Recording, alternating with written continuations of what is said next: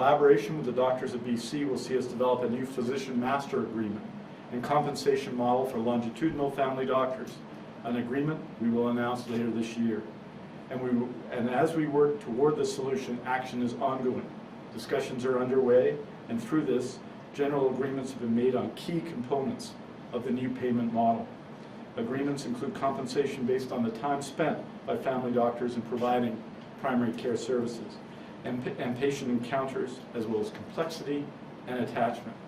Action is underway in developing additional measures that support and improve patients' access to primary care. This includes recruitment and retention of healthcare providers, and it includes additional resources for increased training capacity.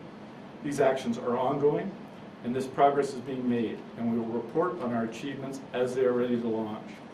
Ensuring British Columbians get the ongoing primary care they need means supporting BC family doctors in the ways that help provide the quality care patients rely on. It's that work and working together on it that will make the difference that patients and their family doctors are counting on. And now it's my pleasure to introduce Dr. Ramneek Dosanjh, President of the Doctors of BC, to the podium.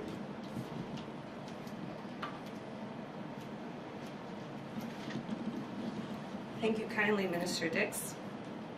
I also would like to acknowledge the land that which I'm speaking on, the unceded territories of the Coast Salish, Musqueam, and Tsleil-Waututh nations. BC's doctors care passionately about our patients.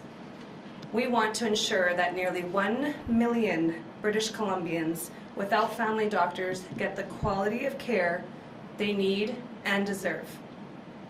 Today's announcement is a first step to help family doctors keep their doors open for patients until we can develop and implement a new payment model. We've heard loud and clear from our doctors that this is a much needed step, that we cannot allow clinic closures to continue at the rate they have been.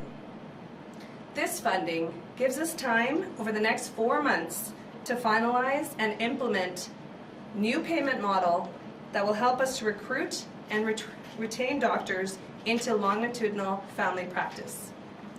A new payment model will address rising business costs and also recognize the value of family doctors in the primary care system. It will also acknowledge the time they spend with their patients and the complexity involved in providing this type of longitudinal care. I want to thank all of our doctors, my colleagues, who are continuing to provide this level of care for their patients at such a challenging time. I want to acknowledge, and my heart goes out to all those patients suffering for their needs, because everyone truly does deserve a family doctor. We have a lot of work ahead of us to achieve longer-term solutions to help the primary healthcare system in this province. But I do believe that we are one step closer into getting there. Thank you.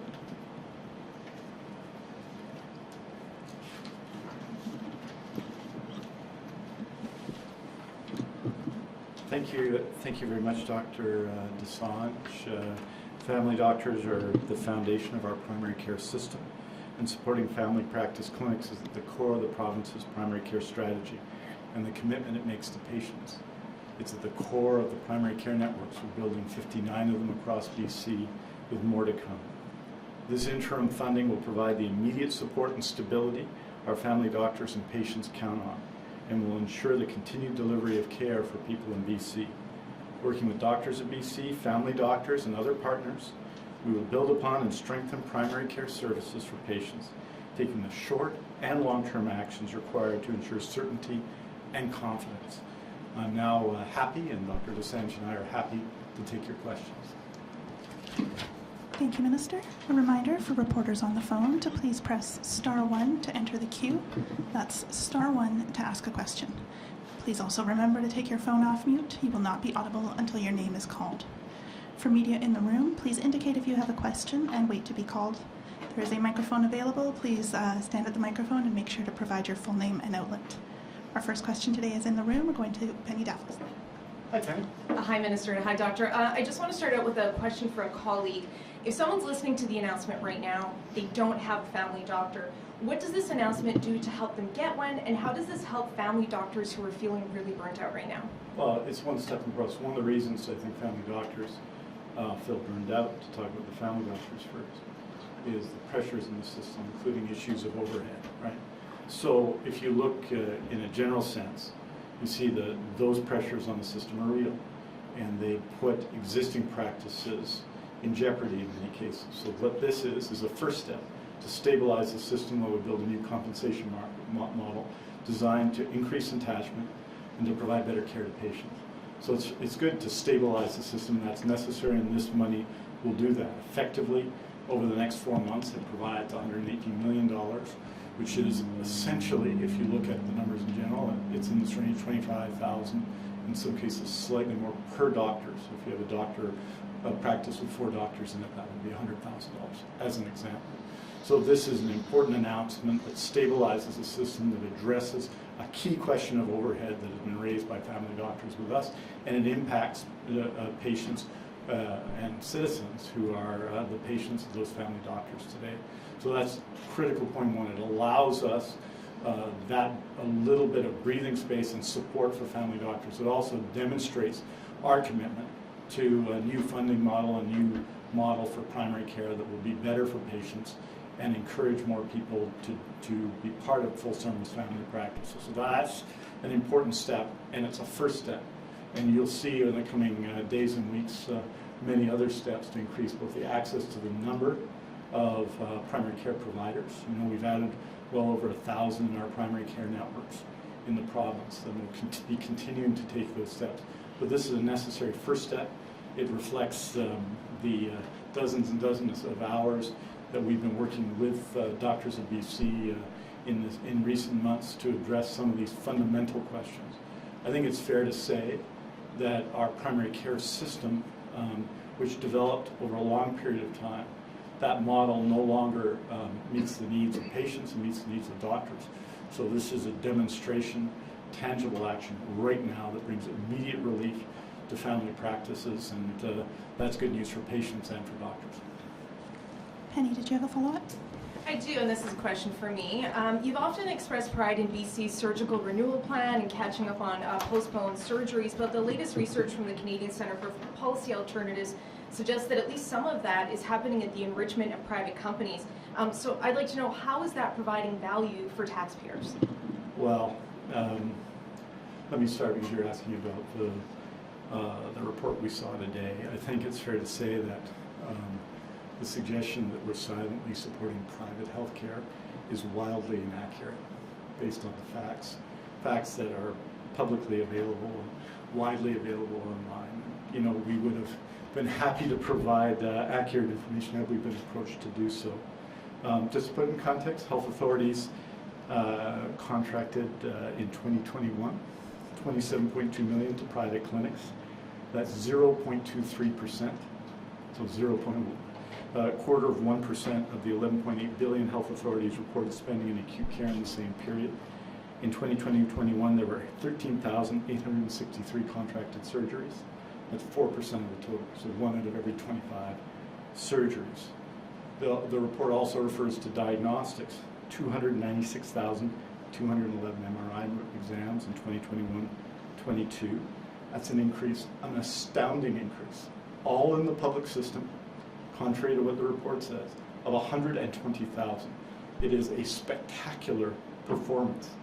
In that time, we increased the net new 17 new MRI machines in the public system, while the number in the private sector, which are providing non-medically insured MRIs, went down. So I think the example of the last few years is we've dramatically increased the number of MRIs. And why did we do that? For the very reason I think the authors of the report are talking about, that if you allow people to go outside the system and come back inside the system and get an MRI, that creates a sense of two-tier healthcare. So we've changed that.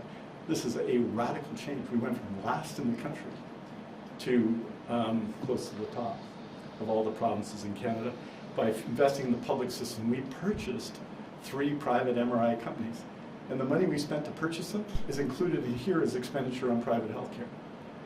I think it's fair to say that's not an accurate reflection. We've engaged in surgical renewal, 400 trained new surgical nurses, 100 new medical device technologists, a dramatic 84 measures to increase the capacity, not of the private system, but of the public system. This has been a period of remarkable increase in growth of the public system and public responses to surgery. I put patients first. I think the government puts patients first. We do a small number of surgeries in the private with private clinics. None of them are extra billed.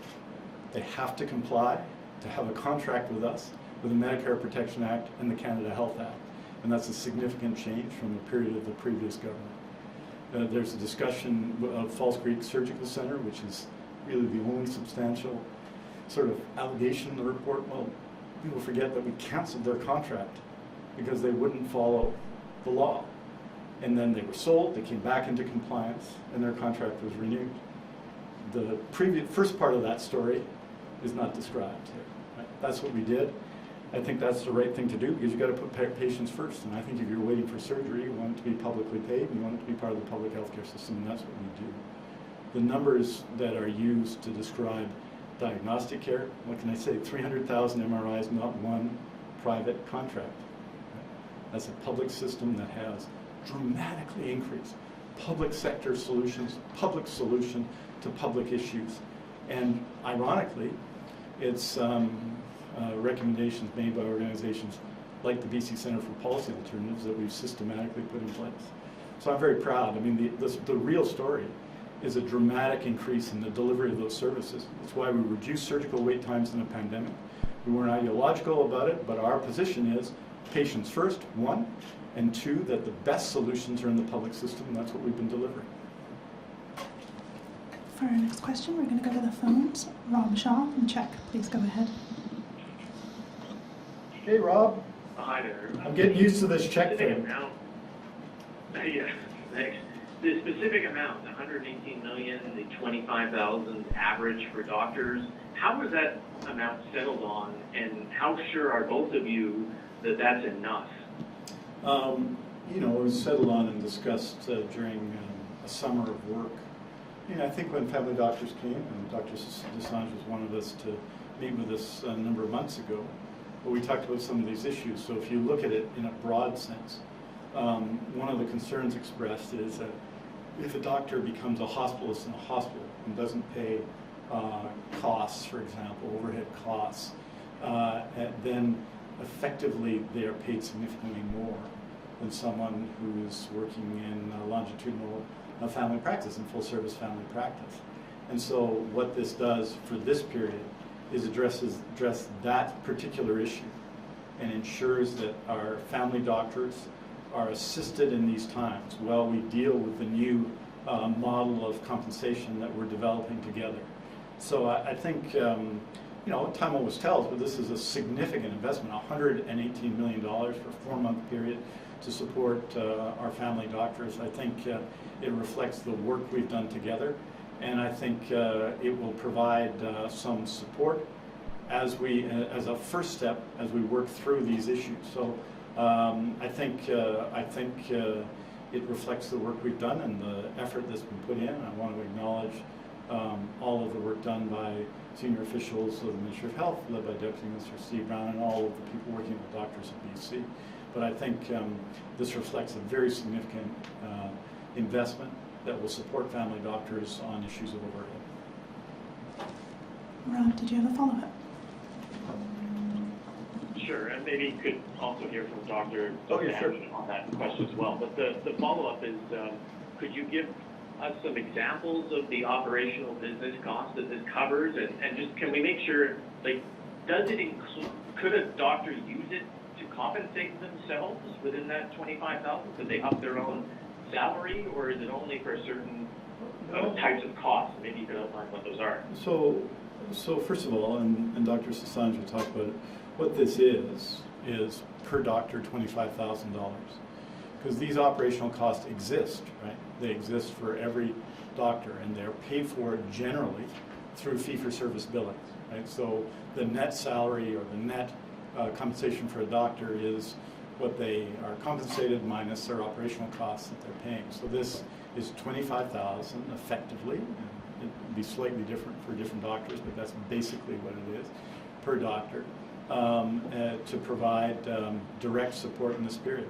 So it reflects overhead, but it is essentially a direct payment that will go through clinics to all those doctors. So it's not a complicated proposal. The money's going to go out. It's going to be allocated. Doctors will have, there will be a process for doctors to apply, and if they do apply and they go through the process in September, the money will arrive in October. Just to address your question, this funding, again, is a temporizing measure. It's an interim solution to help stop the bleeding. Our family doctors are finding it more and more difficult as the increasing costs of rising costs of business. And we know that most family doctors in their clinic, the operational cost is between 30 to 40% and sometimes higher. So this funding allocation is for the period between October 1st and January 31st. It's a way to keep those doors open and to have our patients not suffer and to not add to the nearly 1 million patients without a family doctor. And we have to recognize, as Ms. Dathlow said earlier, about the burnout, about our physicians on the ground. We have to recognize, in order for them to keep their doors open and to keep up with the business costs, that this is a temporizing measure. But we are working on a new payment model, which is to incentivize more family doctors to be able to keep them, retain them in family medicine, as well as recruiting our new physicians to family medicine. We need to incentivize for all of the work that they've been doing and value the time that they spend with their patients and the complexity and the ability to provide this type of care. Any further questions? Our next question is for Katie DeRosa, Vancouver Sun. Hi there. Thanks for taking my question. What do you say to doctors who might say that their staff is so burned out that, having to apply for this grant is just one extra thing that they're, have on their plate? And again, considering $25,000 is sort of a small amount considering the high overhead costs, will this be enough to actually incentivize people to not leave the profession? Katie, $118 million from now to January 31st, 2023 is not a small amount. It's a substantial contribution. Many doctors, if you're looking at a net overhead cost, you have, as I say, a practice with, say, 8 doctors, that's $200,000 overhead for that period of time. So it's a significant contribution, I think, and it's been worked out together as part of the work that we're doing together to address these fundamental issues. So I think that the characterization of that is just not correct. This is a very significant contribution that has been developed, and a proposal that's developed not just by us, but by us, meaning the Ministry of Health and the doctors of BC, to make things better in the short run as we do what we need to do, which is fundamental change, which includes a series of measures that aren't about compensation for family doctors, but also includes issues of how we compensate family doctors. A system that is BC's system, which hasn't changed fundamentally. It has in some significant areas, in particular since 2017, for the better, but it hasn't changed fundamentally in a long time. So, I just don't agree with the characterization of $118 million as a small amount. It's a significant amount, and it contributes and it demonstrates, as a first step, the actions that we need to take together. The way it was developed demonstrates it. The fact of it demonstrates it. The size of it demonstrates our commitment and our view of the need to reform and to reinvigorate a system, make it truly a primary care system for the 21st century. And in that, the doctors of BC and the government are partners. Katie, did you have a follow-up? Yes, and with the negotiations around the fee-for-service, that's been going on since May. So can either Dr. Dosanjh or Mr. Dix explain what's the holdup? Is there perhaps a stall, or is there disagreement, or why can't we have that agreement sooner, considering how dire this is? Well, first of all, We're, as you might be aware, have the Physicians Master Agreement, which is a specific negotiation, is one of many negotiations that are taking place, including public sector negotiations right now. This one involves us not just negotiating in a classic sense, but working together to deal with fundamental issues around compensation for doctors. I spoke to it, and Dr. Dosanjh has spoken to it in our preliminary comments. But what it means is transforming that system, and in the meantime, taking steps to assist patients and doctors right now. And that's what this is doing. And so I don't think it's taking a long time, quite the contrary. But we're taking the action necessary, working together to make sure that that happens. And you have to get it right. It's important to get it right because the consequences are high. But our commitment is demonstrated by both the size of this this action today and the way it was developed in partnership with the doctors at BC. I'm very proud of the work we're doing together, and it demonstrates, I think, to people that effort pays off for them as well. Next question is for Richard Zussman, Global News. Please go ahead. Well, for the Minister and Dr. Dosanjh, I know there's a lot of pressure on family doctors to alleviate some of it. One of the other potential ideas on the table is handing over some prescription powers to pharmacists. Is that something that's being considered by the province as part of the more overarching changes that could be coming? And Dr. Dosanjh, would family doctors support the idea of handing over some of those prescription powers in order to have more time to see patients with more complex needs? Well, I think what I would say is this is today a major step to stabilize our system of family practice that will help patients and help doctors. It's not the only step. Issues around scope of practice are very important, and obviously all of those issues are on the table. But today we're announcing this, and I'm sure we'll have more to say on those other issues. I mean, issues around scope of practice and team-based care in a general sense in the coming weeks. But I would say on this question today, this is an important step forward. But there will be other steps. We have to ensure that everyone in the healthcare system contributes to the maximum extent they can. We've built with doctors, with divisions of family practice, primary care networks across the province, added well over 1,000 new FTEs. A very significant number of those FTEs are pharmacists. A significant number of those FTEs are mental health and addictions professionals, and close to 200 of them incremental in that period. And because that is what family doctors and communities needed and proposed. And so we're going to continue to work on team-based care and building out team-based care and making sure everyone works to the full extent of their abilities, and that's what doctors are going to do. But, I would say, Richard, one announcement at a time.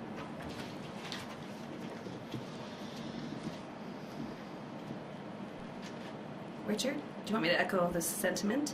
I do believe that we need to work alongside our pharmacists and, like Minister Dix said, to the scope of practice, as well as facilitating our team-based care. However, prescribing and giving other options at this time is not the way to do things. We have a crumbling foundation of our primary care system, and that is what we need to support. Robust support for those docs that are bleeding on the ground, those family docs that can't keep their clinic doors open because of the rising cost of business. That's imperative. But we do look for alternative solutions and leaning on all of our allied healthcare professionals to support the care that's done in the community. I think we need to acknowledge that our patients matter. Doctors are more concerned about our patients and their well-being, and the access and attachment for those patients in our family medicine clinics is of priority. This step in the funding is also a temporizing measure for the next 4 months to hold those clinics over while we are devising this new payment model, which within it will hopefully give more options and ability for family physicians to provide the type of care that they went to medical school for. They are the clinical experts in diagnosing and treating them, and we need to be able to create opportunity for them to be able to practice the way that they were always meant to practice. And that's with ample support from all of our allied healthcare professionals, but also bolstering support for our newly graduating physicians that are coming into the practice. I hope that answers your question. Richard, did you follow that? I do, and it does answer the question. Thanks, Dr. Dosanjh. And this is for Mr. Dix. Back to the report that Penny was asking about earlier.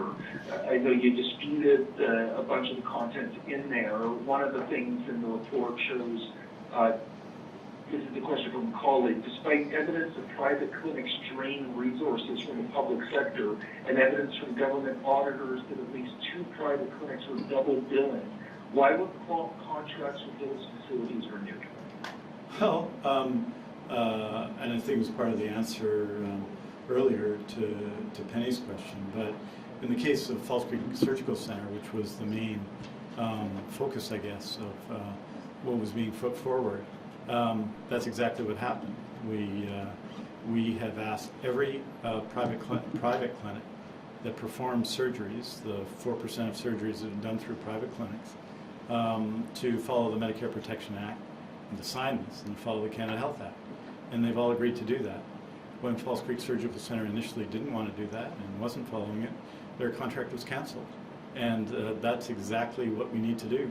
We've taken further action than that, though, which is to buy a couple of surgical centers, because that has allowed the doctors and nurses and others working in those surgical centers as part of the public healthcare system to do more surgeries, which is what we want to do. But we're putting patients first, and that's why we have dramatically increased the public system through surgical renewal by putting in place the specific actions, 84 of them, in the public system to expand access to public services, to dramatically increase our capacity by training more anesthesiologists, for example, by putting in place a replacement, and it's been put in place, an alternate payment model for anesthesiologists, put in place in many parts of the province now that's moved away, in their case, from fee-for-service. And on diagnostic care, I mean, it is just not accurate to say, when we've increased the number of public MRI exams, and it's even more with respect to CT scans, from 174,000 the last year of the Liberal government to almost 300,000 during a pandemic. This is an exceptional increase. And how have we done it? By dramatically adding the number of public MRI machines, by dramatically using the machines we have in a very significant way. So there's only one machine in the province that went 24/7 before. I think the number is now 9. We've got 18 MRI machines that operate 17 hours a day, 7 days a week. And the results are startling, and they're a success for the public system. And so, and to draw any other conclusion or do a report that talks about diagnostic care and MRI and not say, you know, that the number of public MRIs has gone up dramatically, the number of private MRIs has gone down dramatically, and to say that that is the corporatization of healthcare is just not accurate. And you know, we can always have a debate about these things, and people are allowed to have their point of view and opinion.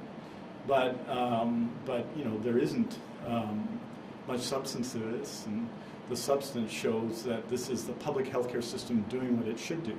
You know, on surgeries, we've gone in many important surgical categories, according to the Canadian Institute for Health Information, not from me, from near the bottom to at the top. Knee replacements, and hip replacements, and MRIs are in that category. And I think we should be very proud of that. And it wasn't me that did it. It was the doctors and nurses and health sciences professionals and healthcare workers who did that work and made it happen. I'm very proud of them. And the final thing I'd say is it's always patients first. It's always patients first.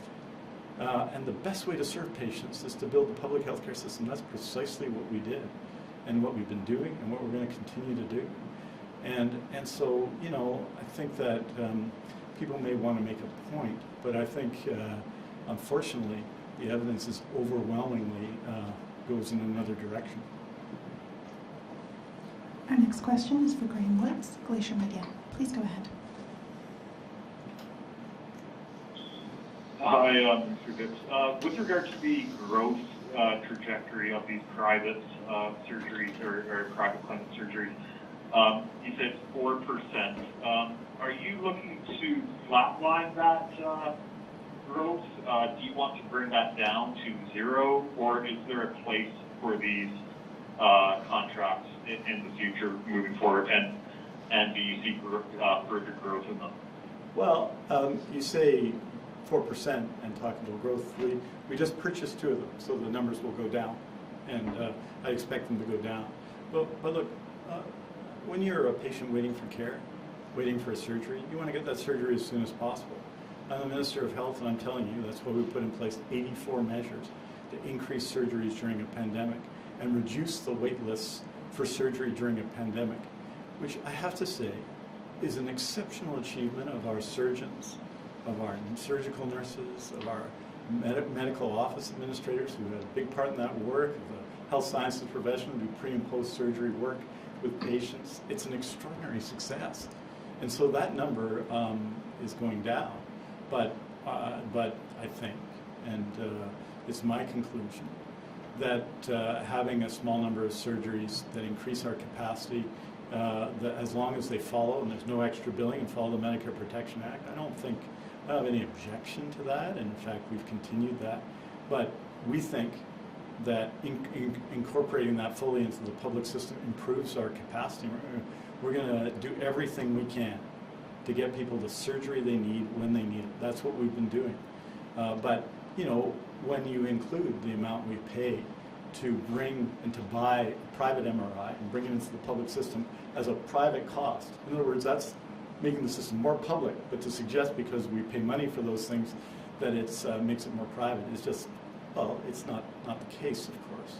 And to suggest that the money, for example, that we might pay a radiologist through fee-for-service and then through health authorities, of course we're paying more radiologists. When you go from 174,000 to 296,000 MRI exams, you're paying more radiologists. So all that's good news, providing better service, and that's what we're going to continue to do. But indisputably, I mean, it's just beyond dispute, the system become more public in the last 4 years. That's true. Now, the numbers used in the report are 2015 to 2021, I think, and so that provides some conflation of that. But the system's become more public. I mean, 296,000 MRI exams from 174,000, all without any MRI contracts in the private system. That's making the system more public. Purchasing MRI machines, that's making the system more public.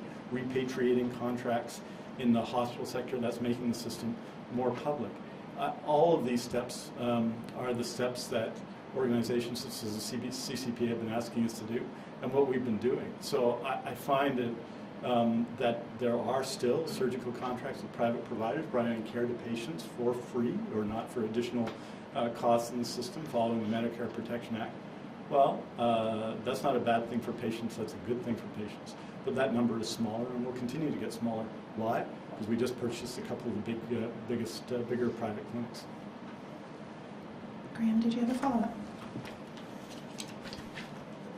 Thanks for that response. With regard to the Falls Creek extra billing, I just want to get a better understanding of how you regulate and penalize these companies. So the overall question is that a stiffing up penalty for you to cancel the contract, and then it's sold, and you say it comes back into compliance, and then they get more contracts after that. Are you between a rock and a hard place where you need these clinics to alleviate the wait list and you can't blacklist them entirely for having broken the law before?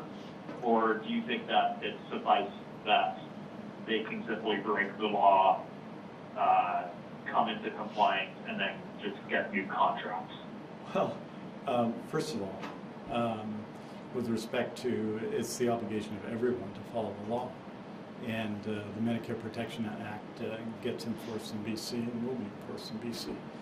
And that's pretty straightforward. But, you know, I want to say, first of all, the key is providing service to patients. Why did we dramatically increase the number of MRIs? Because people were waiting too long. But effectively what the Liberal Party was doing in BC was telling people you have to go private and then come back into the public system, advance in the wait list if you had the money to do that.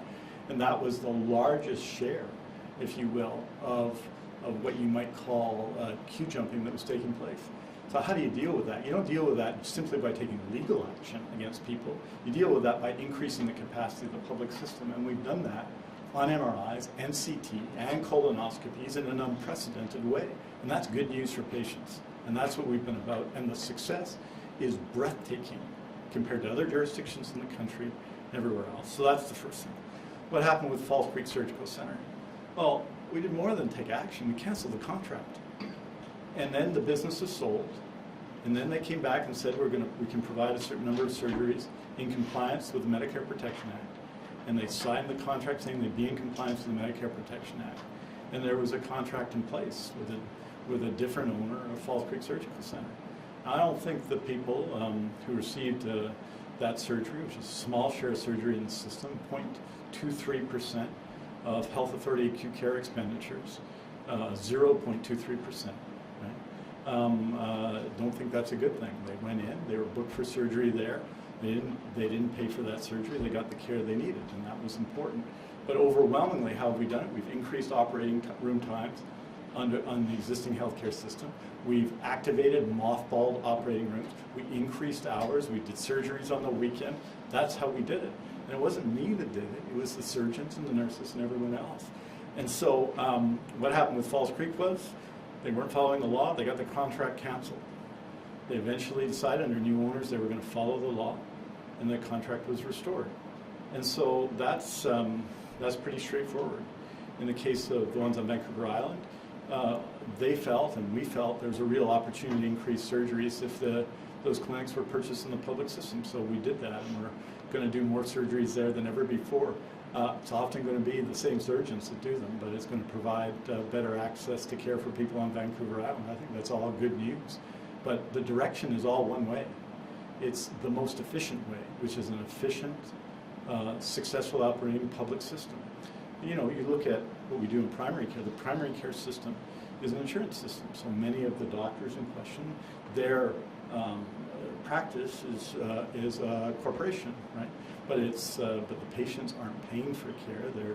It's an insurance system. They're supported for care, and that's part of the system that we have in Canada. But and have done from the beginning of the Medicare system in Canada. And in short, what we've done is taken very strong action to support the public system, to enhance public surgeries, to enhance public diagnostics and imaging, and all of the evidence is one way. And the only way not to say that is, of course, to admit the evidence.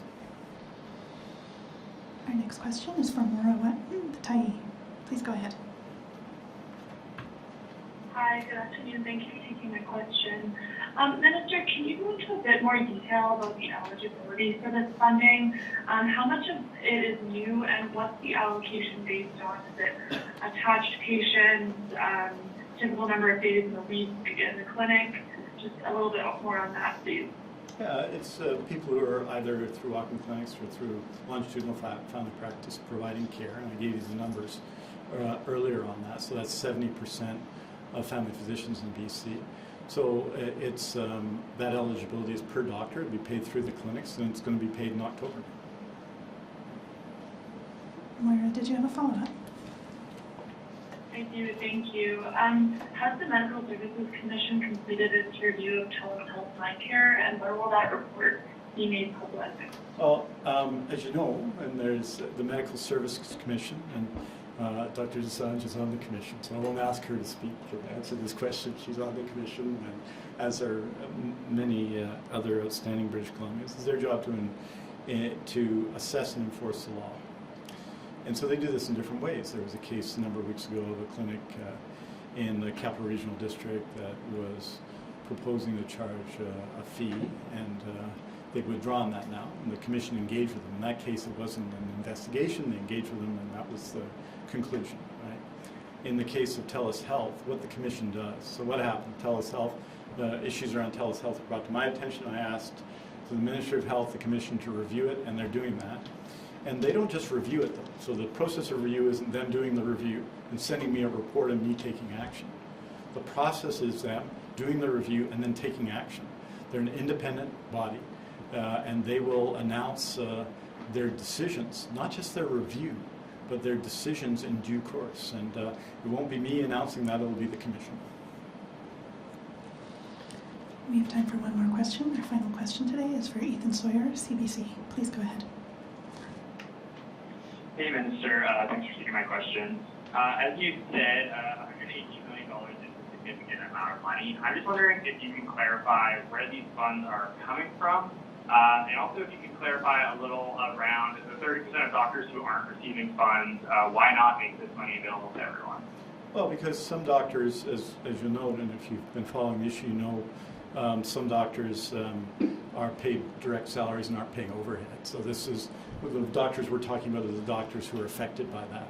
So effectively what this does in this period is it makes the situation fairer.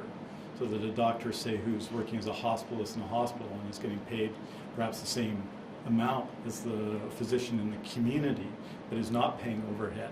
That doctor, even though they're a family doctor in BC and providing family services, and we love them and we think they're doing great, they're not paying overhead right now. They're getting their full salary, and they'll continue to do that, and they'll be subject to the negotiation we have with the doctors in BC across the categories.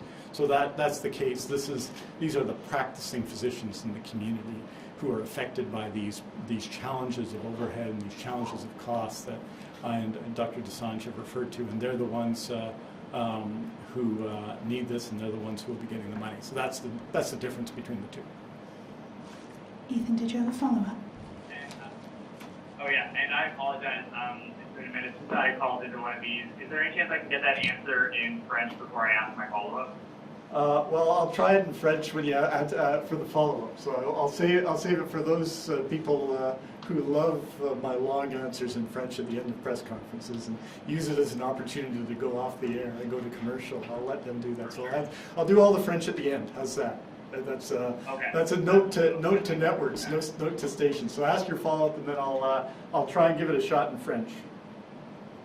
For sure. So my question is also about today's report about the so-called corporatization of healthcare. Just wondering if you can clarify, particularly around the Falls Creek clinic, when they fell out of compliance, were they still able to do business? And if so, what does it say that these private companies are able to continue seeing patients, even if they aren't necessarily compliant with the Medicare Protection Act? And if I can get that answer in French as well. Well, first of all, a doctor doesn't have to be in the Medicare Service Plan to practice in BC. That's regulated by the college. So there's usually a very small number of doctors, forget the number, it's a very small number, who can practice, and they do entirely private services. For example, there are a significant number of doctors who perform exclusively cosmetic surgery, right? They're not applicants in the plan. And when you look at private medical care and the problems, a lot of what we call private clinics are actually providing that service, which is is what it is. And so I don't know. That's the case. So if you're not in the medical services plan, or you're not getting a contract from the doctor, from the government, there are other sources of services. ICBC has its own set of plans. WorkSafe BC has its own set of plans, which are all public systems, and working for them is entirely compliant under the Canada Health Act, for example. So there's different alternatives there. But in this case, the action couldn't have been clearer, and it was, just for research purposes, on I think the front page of the Vancouver Sun. I may be wrong about that. And we took action to deal with Falls Creek and essentially move on from their contract because they weren't in compliance. And when they came back into compliance, we agreed to provide them with a new contract. It's pretty straightforward. That a small number of providers, 4%, it would be significantly less this year of surgeries are contracted. They're all within the public healthcare system. The patients don't pay for them. They're integrated into our waitlist systems, and people get the care that they need. It's, of course, in all of those cases, they're all what we call day surgeries, frequently cataract surgeries or other surgeries, right? So that's the kind of surgeries we're talking about. So, we took the action. So what did we do? We dramatically increased the public system. We delivered massive increases in surgeries and in MRIs. We took 84 measures to increase public capacity in our surgical system. And we reduced, in a pandemic, the number of people on our wait list. That's using the public system to deliver public services to people. In addition, we brought in measures, amendments to the regulations around the Medicare Protection Act that had long been left dormant in 2018. And we took action in these cases on these contracts to make sure that all of those who do contracting work with us are in compliance with the Medicare Protection Act. And so those are strong measures, and Falls Creek is an example of that. They were out of compliance, their contract got canceled, and you see that actually reflected, I think, in the numbers in the report. And I think in French, Minister. And en français, premièrement, je dirais que je suis très content aujourd'hui de faire cette présentation avec ma collègue, le Dr. Dosanjh, du Doctors of BC.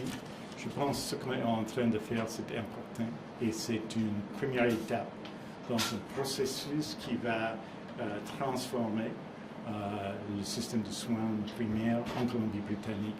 C'est un travail commun. On a travaillé ensemble sur cette contribution de 118 millions de dollars aux médecins dans notre province qui sont dans la communauté, qui sont des médecins de famille dans notre province.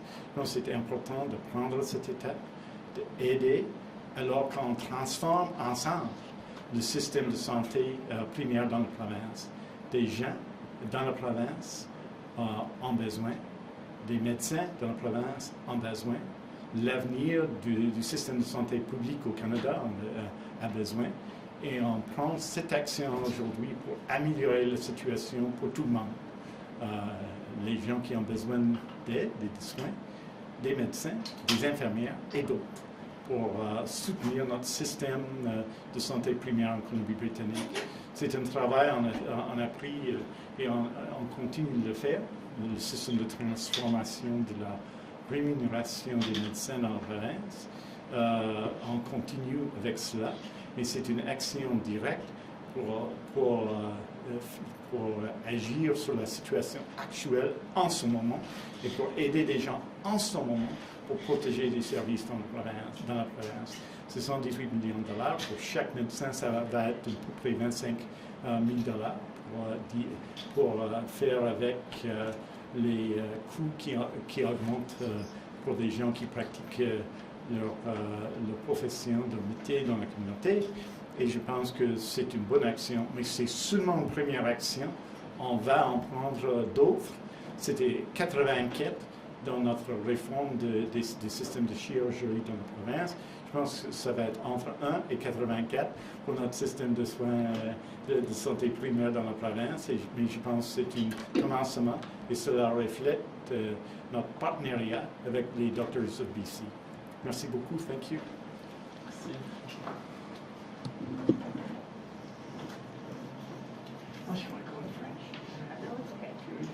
You got other language skills I don't know.